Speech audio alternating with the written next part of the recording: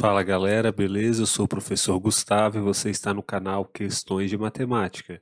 Neste vídeo responderemos a questão número 30 do vestibular da URGS de 2019. O que nos diz esta questão?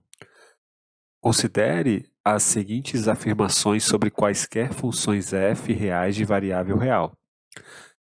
Número 1. Se x pertence aos reais e x é positivo, então será que f de x é positiva? Número 2.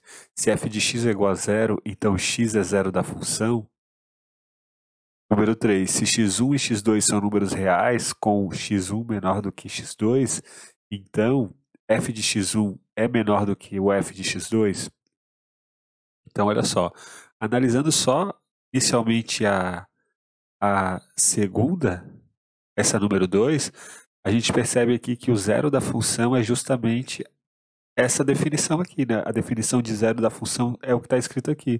Se o f de x é igual a zero, então o x anula a função e daí, portanto, ele vai ser definido como zero da função. Então, o item 2 é basicamente a definição do que vem a ser este conceito aqui. O conceito de zero da função, ele está correto. Então, a gente já pode desmarcar aqui, a gente já pode descartar a letra A e a letra C, porque a alternativa aqui número 2, afirmação número 2, ela está correta. Será que, analisando agora a afirmação 1, né, se x pertence aos reais e x é positivo, será que o f de x é positivo?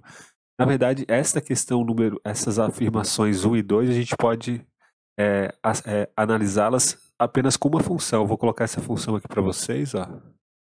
Esta função aqui é a função x quadrado menos 1, f de x é igual a x quadrado menos 1. Então, perceba o seguinte, ó, que f de 1 é igual a 1 ao quadrado menos 1, que dá 1 menos 1 dá 0, né? E f de menos 1 é menos 1 ao quadrado, menos 1, que também dá 0, porque menos 1 ao quadrado é igual a 1, 1 menos 1 dá 0, e aqui estão os zeros da função, ó, onde a função f de x ela se anula. É o local onde ela cruza, ó, o eixo x. Onde a função cruza o eixo x é onde a função se anula, e esses pontos são chamados de zero da função. Agora, analisando aqui o item 1, a afirmação 1, ó, aqui ele está falando o seguinte, né, que se x é positivo, então f de x é positiva. Perceba que para esses valores aqui de x, ó, entre 0 e 1, esses valores são positivos, então se enquadra nesta parte aqui do enunciado do item 1, mas a função nesse intervalo entre 0 e 1 ela é negativa. Por exemplo, para esse ponto aqui, a função, ó, ela está dando aqui, ó, um número negativo. Para a gente encontrar o valor da função neste ponto, né, a gente tem que projetar esse ponto até o gráfico da função e depois projetar até o eixo y. E aqui vai ser tudo negativo. Para esse ponto, ó, que é positivo, projetando o ponto até o gráfico da função e depois projetando até o eixo y, esse eixo aqui, né? Nota que todos esses pontos estão dando função negativa, né? F de x está sendo negativa. Então, este item aqui, obviamente, ele é incorreto, né? Existem valores de x positivos, tais que f de x é negativa. Então, a gente já pode desmarcar, por exemplo, a letra D.